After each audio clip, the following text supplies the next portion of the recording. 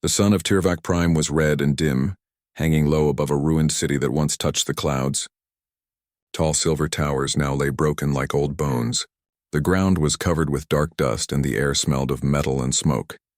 In the distance, strange alien ships drifted through the sky, scanning for life. Their lights moved like slow stars. They were part of the Zirath Dominion, a mechanical empire that spread across hundreds of worlds. Wherever they went, silence followed. They were strong, logical, and patient. They always won. Now the alliance of free worlds was broken. This group had once been proud, full of color, full of sound. The Valen, a tall, bird-like race, were known for their speed and courage. The Rhynar, with their crystal blue skin, had been the builders of cities and ships. The Thal, with glowing eyes, had shared their knowledge freely. Together they had once believed they could stop the Zirath. But now the alliance was no more than a memory. Their ships were gone. Their fleets destroyed, their people scattered among the stars. In the remains of an old military camp, a few survivors gathered near a broken wall. They were tired, hungry, and quiet. Every sound made them tense. Every shadow made them afraid. They no longer spoke about victory. They spoke only about survival. Among them stood one figure who did not belong, a human. His name was Commander Elias Reed. He wore an old jacket, once blue and silver, now covered in dust and scars. His eyes were sharp but calm, and his voice carried a strange strength, not loud but steady. He had arrived weeks ago with nothing but a damaged shuttle and a small pack of supplies. No one knew how he survived this long. Most believed humans were gone. Earth had fallen in the first wave of the Zirath invasion. The news had spread like fire. Humanity is lost. But this man stood here, breathing, watching, thinking. He spent his days walking among the ruins, collecting tools, studying maps, and fixing small things in radios, drones, power cells. At night he looked at the sky, tracing the movements of the enemy fleets. The alien survivors often whispered among themselves. Why is he here? Does he not know it's over? Humans? They never stop until it's too late. But there was something different about Elias Reed. When he looked at the burning city, he did not see the end. He saw a puzzle, something that could be solved if one looked at it from the right angle. One evening, the air was cold and still. The survivors gathered around a small fire made of broken metal pieces and fuel cells. Their faces were tired, shadows dancing across their skin. The Velen captain Arotek, tall and proud even in defeat, spoke first. "We cannot hold this planet," he said. "The Zirath control the skies. Every hour they close in. The Alliance Council is gone. There is no command left to follow." The Thal scientist Vera, her eyes glowing softly in the dark, nodded. "Our communication arrays are destroyed. No signals from any other base. We may be the last group left alive on GalacticPrime." No one replied. Silence followed. The sound of the fire filled the air. Then Elias Reed spoke, his voice calm. "If we are the last," he said, "then that makes this place important." Arotek turned to him sharply. "Important? You mean hopeless? The Zirath will crush us the moment they find us." Elias looked up at the stars. "They haven't found us yet," he said quietly. "And maybe we can use that." The others exchanged uncertain looks. Vera frowned. "You talk as if we still have a chance, human. But we don't even have a fleet." "We can't fight them." Elias smiled slightly. "Who said anything about fighting?" That caught their attention. The Rhynar engineer, Karen, leaned forward. "Then what are you suggesting, Commander?" Elias poked the fire gently with a metal rod. Sparks floated up, glowing for a few seconds before fading. "When I was a boy," he began, "I watched ants survive a storm. Their tunnels flooded, their food was lost, yet they rebuilt. Not because they were strong, but because they didn't stop moving. They adapted." He looked around the circle. "We can do the same. Maybe we can't win today, but we can survive today and make them think we're already defeated." Arotek let out a quiet laugh, not mocking, but sad. "You humans and your hope, always dreaming of impossible things." Reed's tone didn't change. "Hope is what your enemy doesn't understand. The Zirath can predict logic. They can't predict hope." The group fell silent again. No one argued, but no one agreed either. Still, something in Reed's words stayed in their minds. Later that night, Reed walked alone through the camp. He moved between tents, checking equipment. The wind was cold, carrying the faint hum of the enemy ships above. Every now and then he stopped to listen. He could almost feel the rhythm of the enemy patrols. Steady, mechanical, predictable. He whispered to himself, "They think like machines." That's their strength, and their weakness. He reached a small lookout tower, half broken, its metal steps bent and cracked. From the top, the whole valley stretched before him, the ruins glowing softly under the red moonlight. Beyond the hills, he could see the flicker of enemy drones scanning the land. Elias pulled a small notebook from his pocket. The pages were filled with sketches, patterns of flight, communication frequencies, and ideas. He had spent every night recording everything he saw. He wrote a new note at the bottom. They search in lines. Never random. Predictable. Find the gap. For a long moment, he simply stood there, listening to the silence. The stars above seemed distant, but somehow he felt less alone. The next morning, the camp was tense. The survivors had received a signal, weak but clear, from another group of refugees. The message said, "Final council meeting. Sector Epsilon. Discuss surrender terms." The words hit everyone like a stone. The Alliance, what little remained, was preparing to surrender. Captain Aerotek looked furious. Surrender? After all we lost? That's how we end? Vera lowered her eyes. Maybe it's time. Too many have died. If surrender saves even a few. Elias Reed stood at the edge of the group, listening quietly. Then he said, "I'll go with you. I want to hear what they have to say." By evening, a small group traveled across the ruins to a deep underground bunker, the final council. Inside, a few dozen alien leaders sat around a wide table made of cracked metal. Their faces showed fear and exhaustion. The Velen General Sarek spoke first. "We cannot continue. The Zereth are too many. Every plan has failed. Our fleets are gone. We must save what lives we can." Murmurs of agreement filled the room. Then Elias Reed stood up slowly. All eyes turned toward him, a single human among broken alien generals. He began to speak, his voice soft but firm. "I understand your fear. I've seen what the Zerath can do. But surrender won't save you. It will only make your defeat complete." Some leaders frowned. Others looked confused. Elias continued, "The Zerath don't destroy with fire. They destroy with belief. The moment you believe you cannot win, you've already lost. But if they believe you're already finished, they stop looking." He took a deep breath. "Let them believe it. Let them think you're defeated. While they celebrate, we rebuild. We learn, we wait. And when the time comes, we strike. Not with power, but with surprise." For a long moment, the room was silent.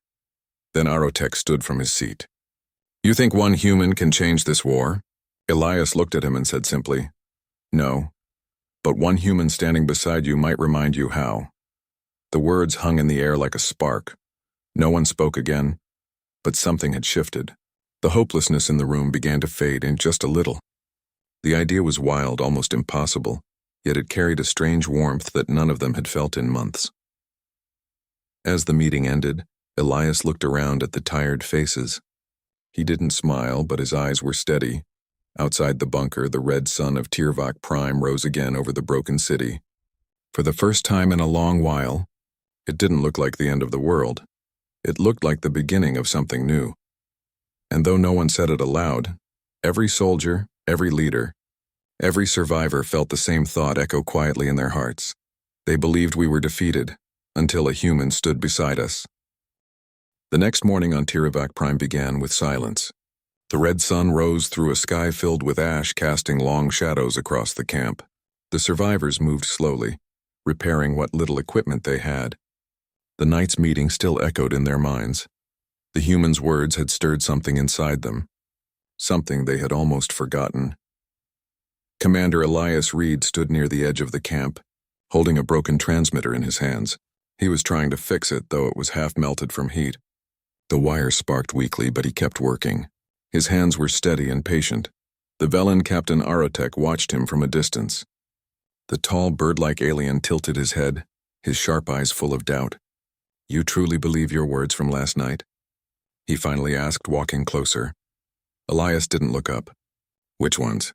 "That we can still do something. That the Zerath can be fooled. That we are not already lost." Elias smiled faintly as he twisted a wire into place. I don't believe, he said softly. I know. Aerotech folded his wings behind his back. You are a strange one, human. The Zerath destroyed your world, your fleets, and yet you stand here telling others to hope. Reed looked at him for a long moment. His eyes were tired but calm. Hope isn't a gift, he said. It's a choice. He connected the last wire and suddenly the transmitter hummed to life. A small green light blinked. The Valen captain's feathers lifted in surprise. Elias gave a small nod. See, broken things can still work. You just have to look at them differently. Aerotech stared at the glowing light and then at the human. For the first time, he didn't feel only despair. By midday, a group had gathered around Elias in the main tent. The remaining leaders of the Alliance wanted to hear his plan in detail. The room was dim, lit by a few flickering lamps. Maps and holograms lay spread out on the table, marked with enemy positions and old defensive lines. Vera, the Thal scientist, spoke first. Her glowing eyes flickered with curiosity. You said the Zerath can be tricked. How? Their sensors cover the whole planet. Elias placed a small metal piece on the map, an old signal beacon. They can scan everything, he said, but they can't understand everything. The Zerath don't think like us. They follow patterns, logic. If we break those patterns, they will not see what's real. Karen, the Rhinar engineer, frowned. You mean false signals? Exactly, Milia said. We'll make them believe the Alliance has already escaped. We'll build fake energy trails, false communication lines, and decoy camps.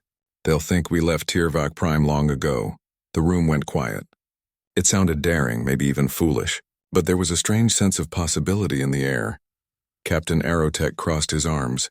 And if they discover the truth? Elias looked at him calmly. Then they'll chase ghosts while we prepare for something real. Vera leaned forward.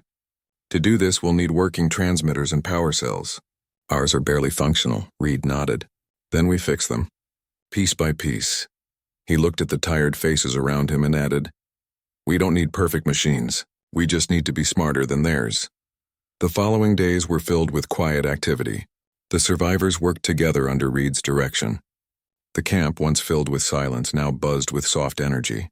The Rhinar engineers began repairing old drones using spare parts. The Thal scientists recalibrated scanners to emit false life readings. The Velen built fast gliders to carry transmitters across the hills. Reed moved among them constantly, checking progress, offering advice, and sometimes just lending a steady hand. At first, the aliens had been unsure of him. A lone human giving orders to beings from worlds far older and greater than his own. But soon they noticed something about him. He never commanded with pride or anger. He listened, he explained, and he worked harder than anyone else. One night, as they worked late into the dark, Karen watched Reed soldering wires with careful focus. Humans, he said quietly, you never give up, do you? Elias chuckled. Sometimes we do, but only after we've tried everything else. 2 weeks passed. Slowly the plan began to take shape. The decoy signals were ready, small devices scattered across the ruins, each sending false transmissions to confuse the Zerath. Drones were programmed to fly in looping patterns, pretending to be fleeing ships. Power cells were hidden underground to make it look like there were still energy readings far from the real base. It was risky, but it might work. The night before they activated the system, the group gathered again by the campfire. The red sky above shimmered faintly with starlight. Vera sat near the fire, watching the human quietly. When this is done, she asked, what will you do, Commander? Elias looked into the firelight. I don't know, he admitted. Maybe I'll finally rest. Aerotech laughed softly. Humans and resting do not go together. Reed smiled faintly. Maybe not. But one day I'd like to see my home again, even if only in memory. The group fell quiet. For a moment, the sounds of the ruined world around them faded away. They were no longer a group of broken survivors. They were comrades, bound by something stronger than fear. After a while, Karen spoke. You really think this will work? Elias looked up at the stars. I think we'll give the Zerath something they've never faced before. What's that? Vera asked. Reed smiled softly. Uncertainty. At dawn, the plan began. Small drones lifted into the air, flying silently across the valley. Their lights flickered, imitating signals of fleeing ships. The decoy transmitters activated, creating fake energy trails that spread across the planet's surface. From space, it looked as if hundreds of Alliance ships were escaping HFY.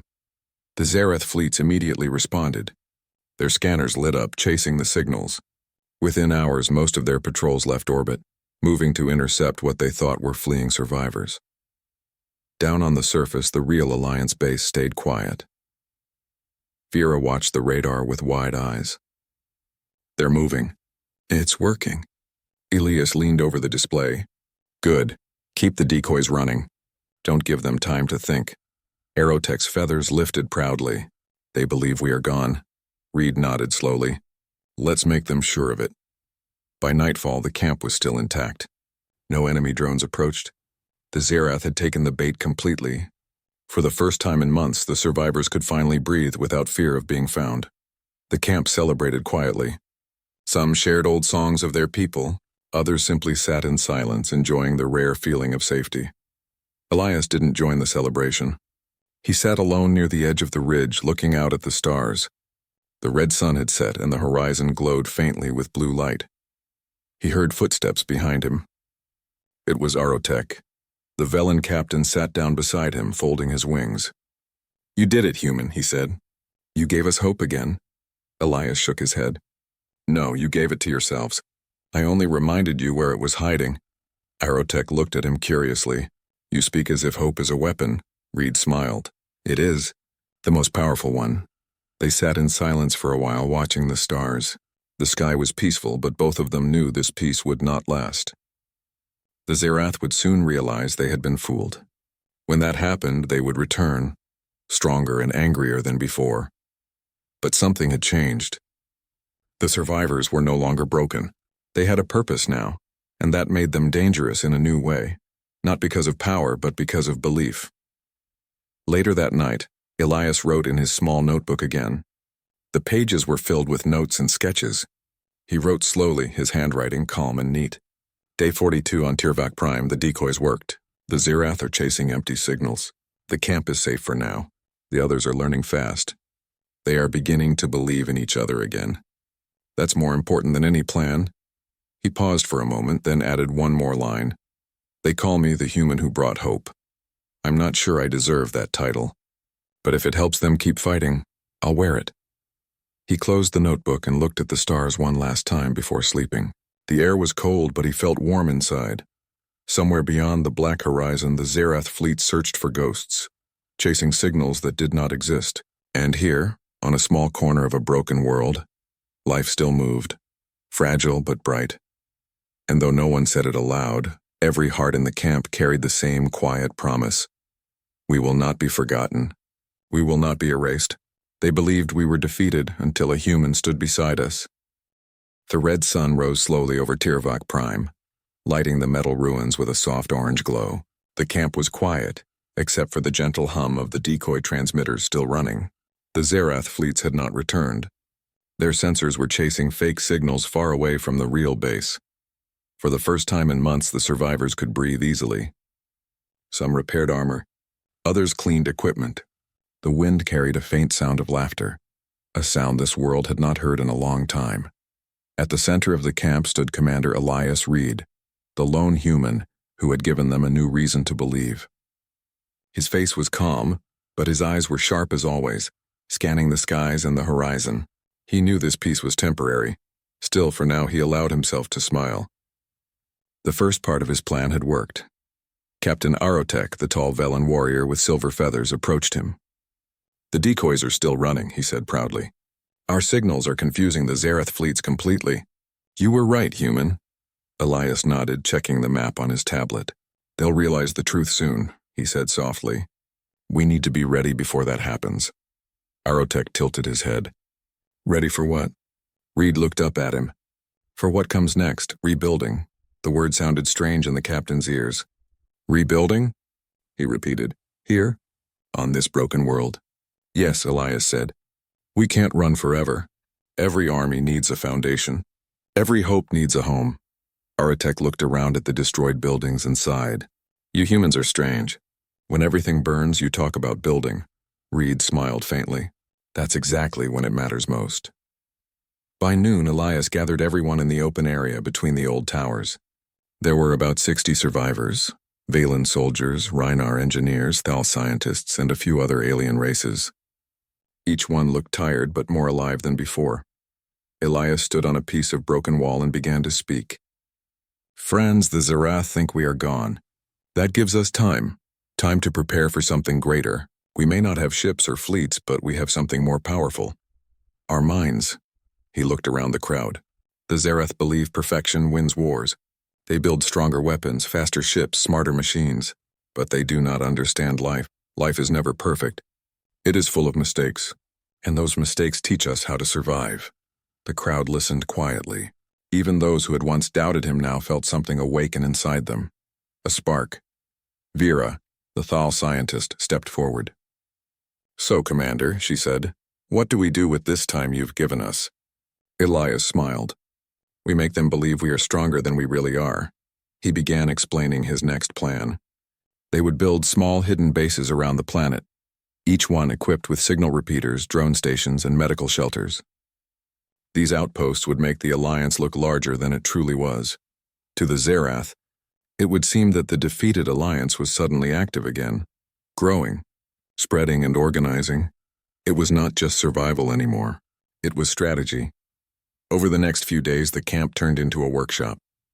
The Rhynar engineers worked side by side with Valen pilots, shaping broken metal into usable parts. The Thal scientists created energy cells using scrap from fallen ships. Elias was everywhere, lifting crates, fixing circuits, helping where he could. He never gave orders from a distance.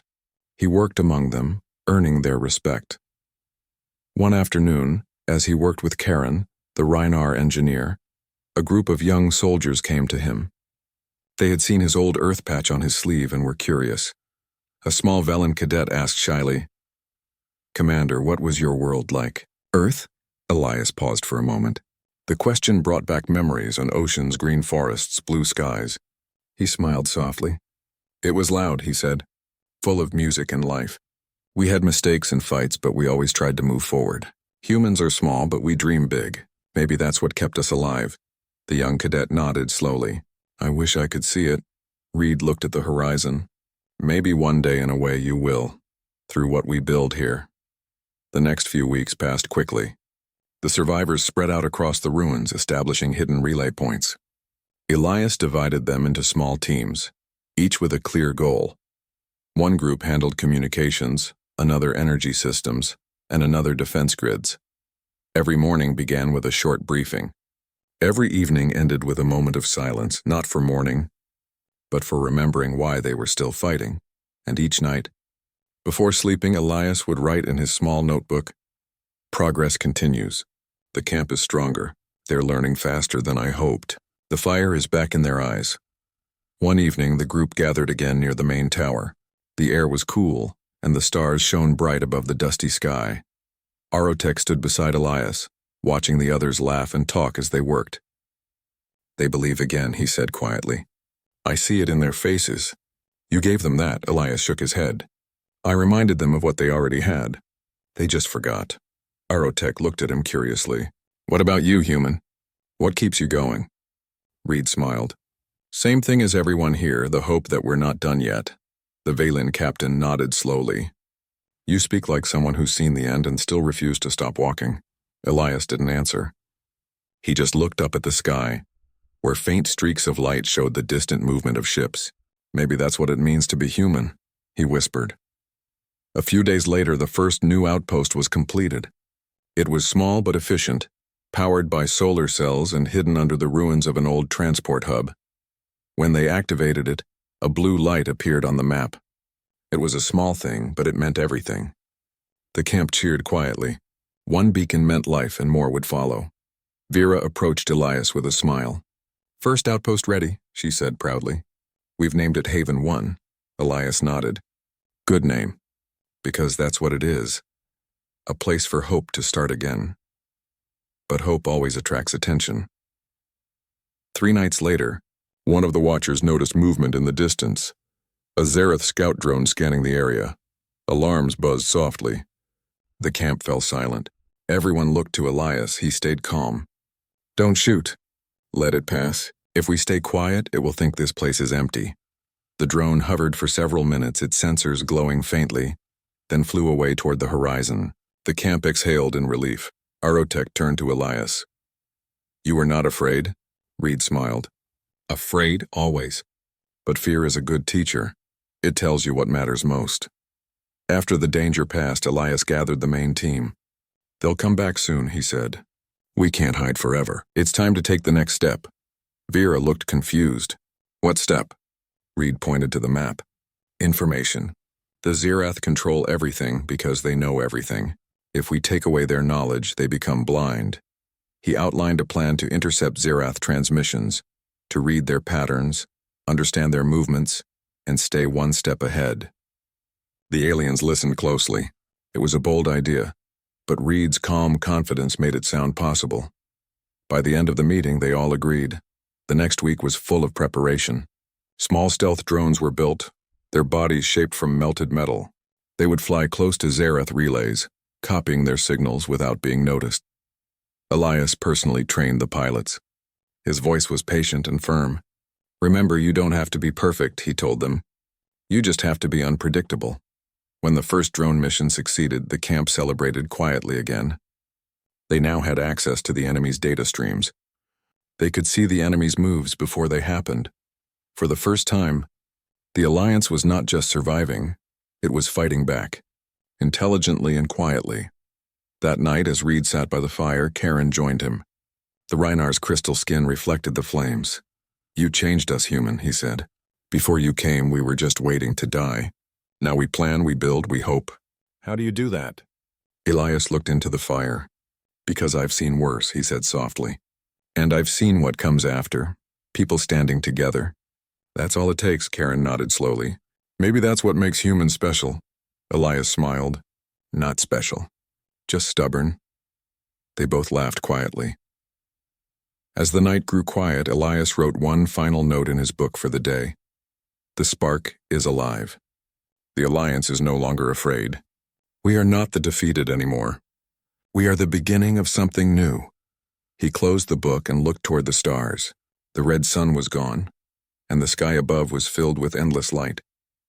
Somewhere out there, the Zirath fleet still believed they had won, but here, on a small forgotten world, something stronger than machines had begun.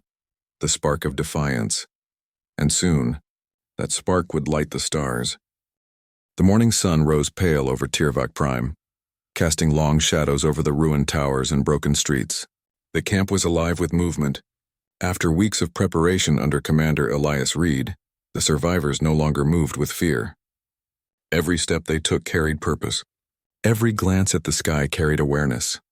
The first outpost, Haven 1, was running smoothly. Drones patrolled quietly, sensors hummed softly, and hidden transmitters spread signals to confuse the Zirath. But Reed knew that survival alone was not enough.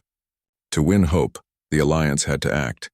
He gathered the leaders, Arotech, Vera, Karen, and others, in the central tent. Maps and holograms of GalacticPrime hovered above the table, showing the scattered Zirath patrols.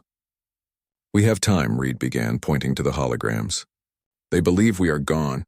Their fleets chase ghosts across the planet. Their eyes are looking for nothing. That is our advantage. The aliens leaned in. They were beginning to understand how differently humans approach danger. Our goal is simple, Reed continued. We do not attack to destroy. We act to confuse, to take away their certainty. When they cannot predict us, they lose strength. And when they lose strength, we gain it. Vera adjusted her glasses, her glowing eyes focused. And how do we do that? Reed tapped a small device on the table and a hologram of a Zirath relay appeared. We tap into their communications. We learn their routines. Then we act quietly, striking their patterns, not their ships. We make them question every decision. The aliens were silent for a moment. Then Arotech asked cautiously, You mean, we trick them further? Reed's lips curled into a small smile. Exactly. And they won't even know we are here. The next few days were filled with quiet action. Small groups of Velen pilots flew drones toward the scattered Zirath relays. Using Reed's instructions, they intercepted signals, recorded patterns, and returned without detection. The Reinar engineers worked tirelessly to repair small craft and create signal repeaters that could transmit false readings. The Thal scientists experimented with energy pulses that could confuse the enemy sensors temporarily.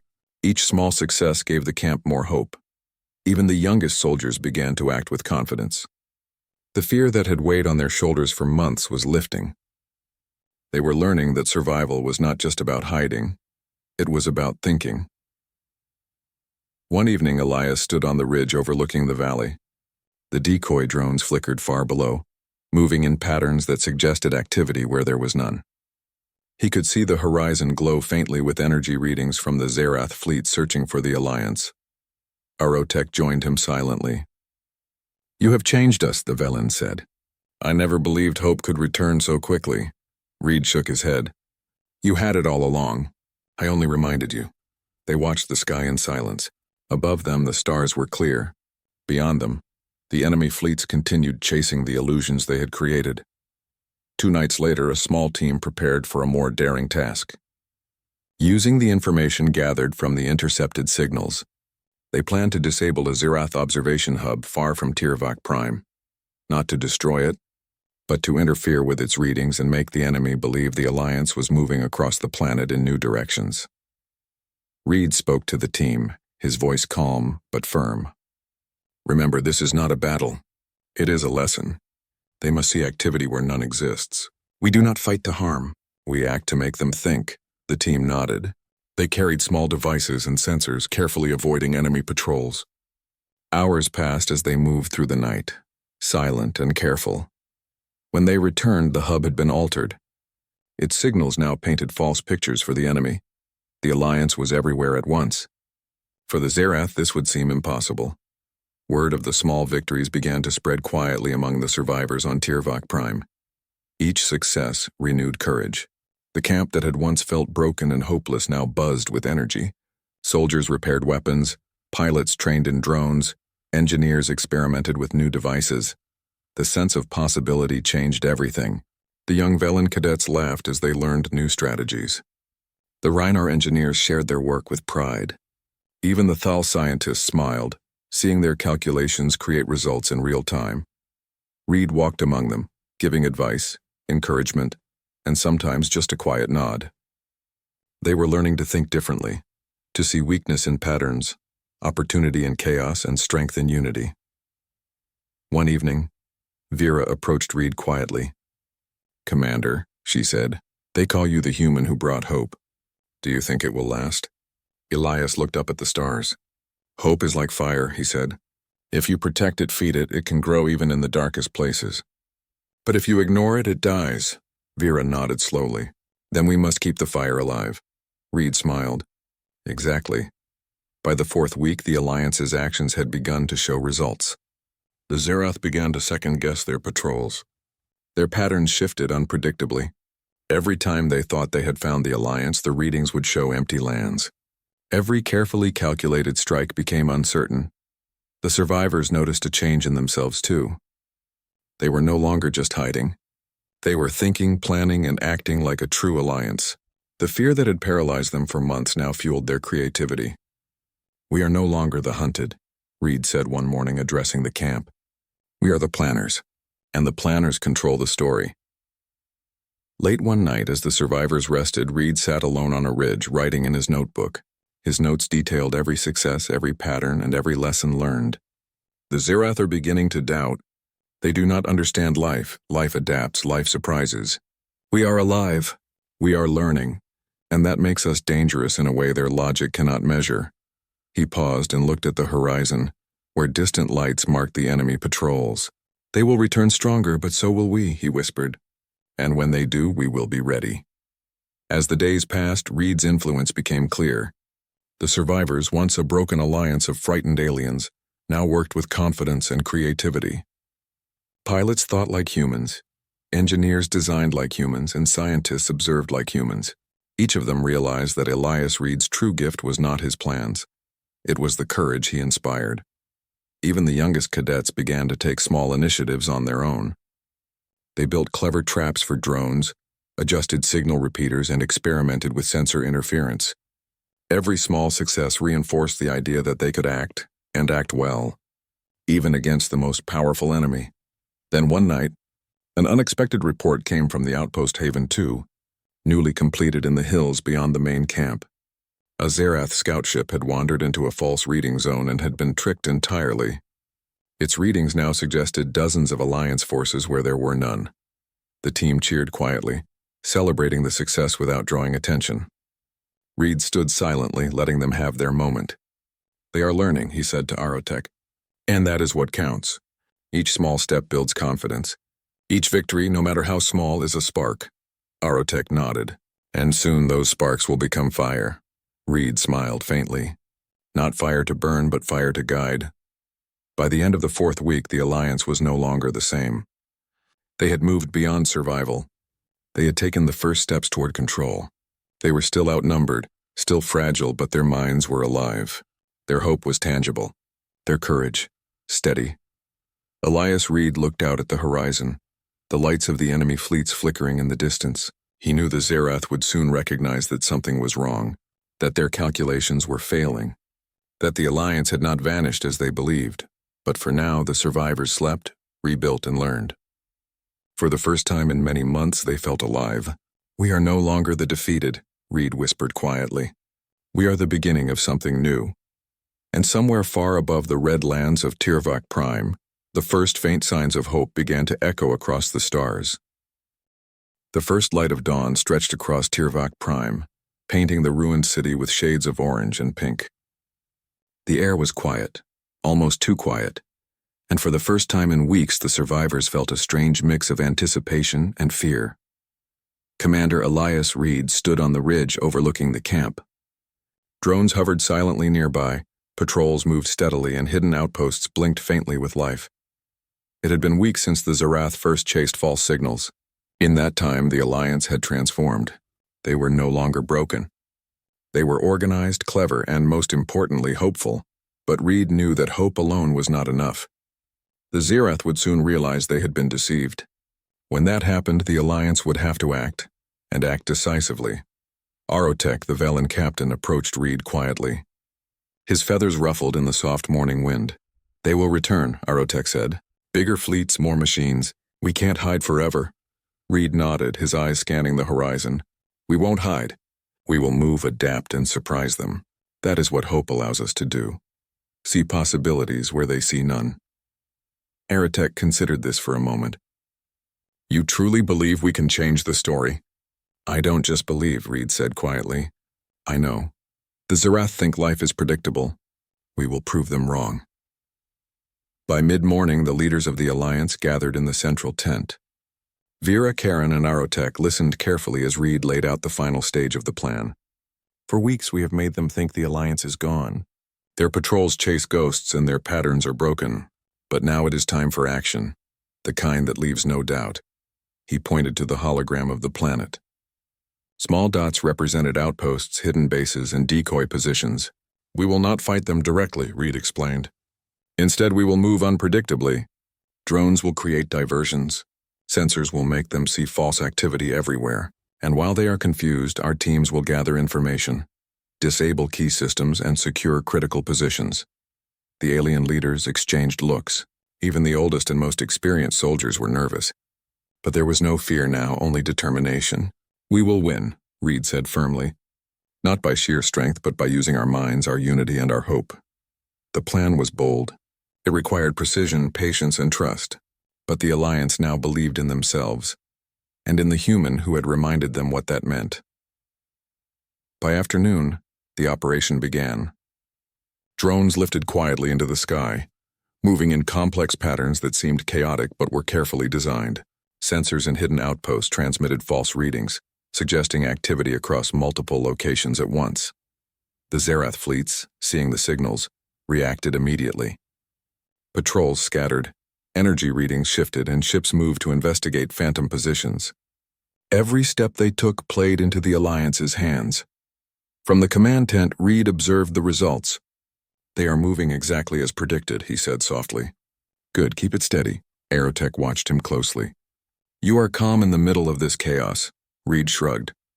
"Chaos is predictable if you understand patterns. And people? People are never predictable. That is where our strength lies." As night fell, the Alliance executed the next phase. Small teams moved through the shadows, guided by the drones and hidden signals. They did not fire weapons. They did not destroy. Instead, they disrupted communications, reprogrammed patrol drones, and hid critical supplies in places where the enemy would never find them. The Zerath, expecting simple survivors, found themselves confused at every turn. Their logic-driven calculations failed repeatedly. Every step was uncertain. Every command questioned. The aliens working with Reed began to understand the true power of strategy beyond brute force. Pilots learned to anticipate enemy reactions. Engineers devised clever solutions that even Reed had not predicted. Scientists adapted in real time. "They cannot predict us," Reed said quietly to Vera as they watched a scout ship veer away from a false reading. "And when they cannot predict, they lose control." Vera nodded, her eyes glowing softly. "It's remarkable. They are thinking like us, but faster than we imagined." By the second day of the operation, the Alliance had achieved the impossible. The Zerath fleets were in disarray. Ships moved incorrectly, energy grids malfunctioned, and patrols failed to find any true Alliance positions. The camp celebrated quietly. There were smiles, laughter, and cautious joy. The survivors no longer hid from the enemy. They moved with confidence, trained with focus, and planned with creativity. Elias Reed stood at the center, observing the small crowd. "Remember this," he said. "Every small success is more than a victory. It is proof that we can think, adapt, and survive, and that hope is stronger than fear." In the following days, the Alliance expanded their strategy. They sent stealth teams to other parts of the planet, using clever tricks to make it seem as if the Alliance had multiplied many times over.